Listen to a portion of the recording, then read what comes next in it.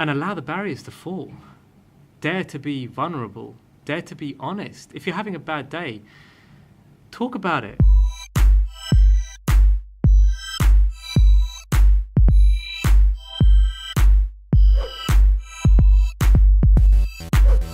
Hey folks, one of the hardest things about having eczema is the general misunderstanding of society surrounding skin disease. So some people think that what you have is a hygiene related thing and they want to stay away from you because maybe they think that you're not in control of your hygiene. Other people think that what you have might be contagious and they don't want to be close to you for that reason. I've even had one person ask me if I was burnt, if I got like acid or chemicals or something on my skin. Generally, there's a lack of education surrounding skin disease in society, and for the most part, 99 times out of 100, the reason why it might feel like people are avoiding you is because they don't want to have that awkward conversation. They're afraid of embarrassing you, they're afraid of embarrassing themselves for their lack of understanding. They just don't want to offend you or put you in a difficult situation. I promise you, that is why it can sometimes feel like people are avoiding you with eczema. It's human nature to shy away from these social situations where brutal, real-life, hardcore conversation can come up. It may bring into question some of the ways in which they're living. Kids don't have this problem. I believe it comes with adulthood. A kid will come right up to you, point at your face, and ask you why it's red or flaking.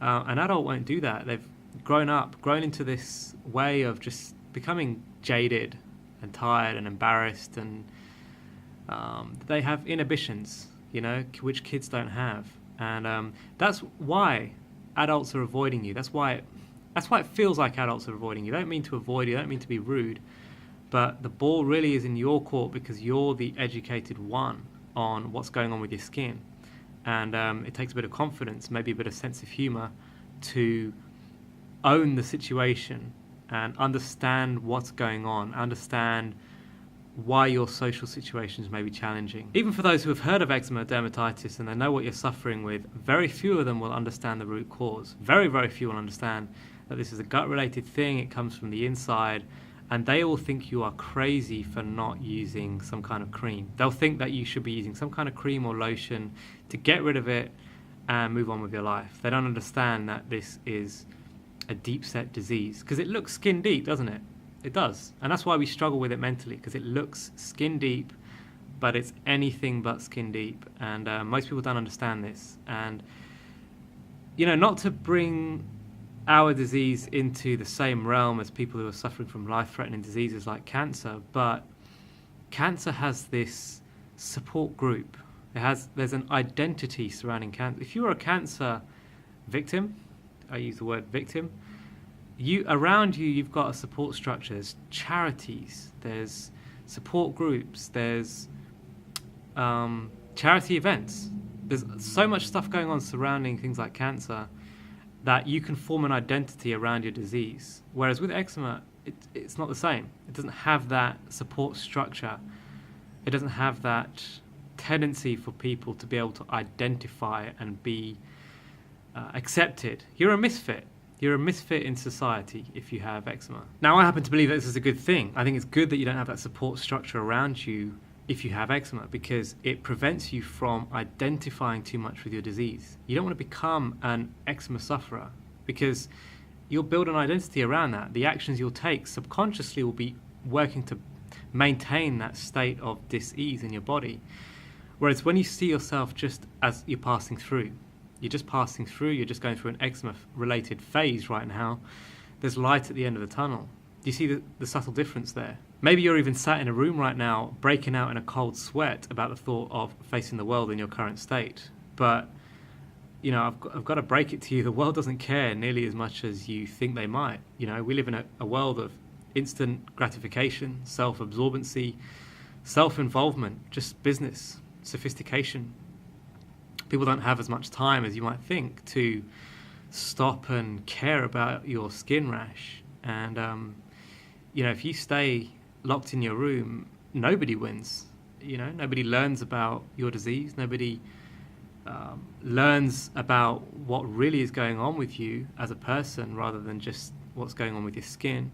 And also, you don't build your own confidence out in the real world, and you don't start to learn to live with what you've got going on right now. Because I don't say that because you're going to have it forever. I say that because it's part of this process. It's part of working through. It's part of getting on with your life and letting the healing take place in the background. It's like when you paint a room, you don't sit there and watch it dry.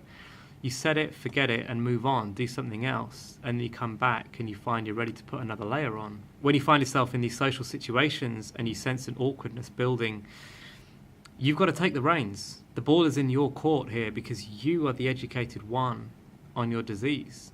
They don't understand. They can't really meet you halfway because they don't really know what's going on with you. And to them, how you look, whether it's your face, whatever it is foreign to them. And so you've got to take the reins of the conversation, of the situation. You've got to have some confidence in yourself that you are a real life human being, just as valid as they are, even though they don't have rashes on their skin. And allow the barriers to fall. Dare to be vulnerable. Dare to be honest. If you're having a bad day, talk about it. Talk about it with them. This is another reason why I encourage you not to put things in your skin.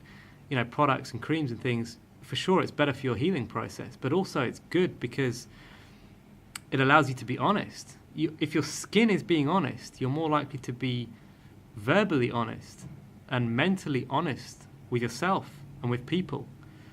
So if you're having a bad day of it, talk about it. Keep it light. Don't have to get heavy on them, but keep it light and try and have a sense of humor about what's going on.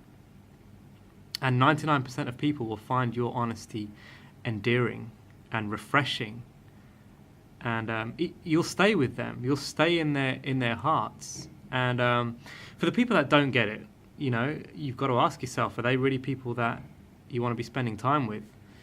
Let your damaged skin be a filter on the people around you. Those who mind don't matter, and those who matter don't mind. This is an endurance race that you're running, this process of healing your skin. There's going to be a lot of times where you question what you're doing, you doubt what you're doing, you don't want to continue, but what's the alternative? Really, what's the alternative? Educate yourself on these topics.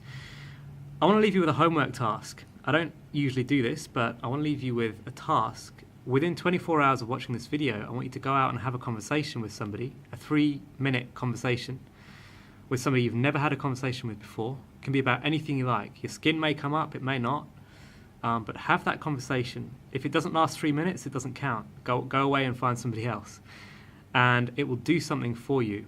And when you've done that, come back to this video and leave your comment below this video. Let us know how you got on, how it went for you, and what it did for you mentally, for your confidence. And I promise you it will help you and it will inspire somebody else.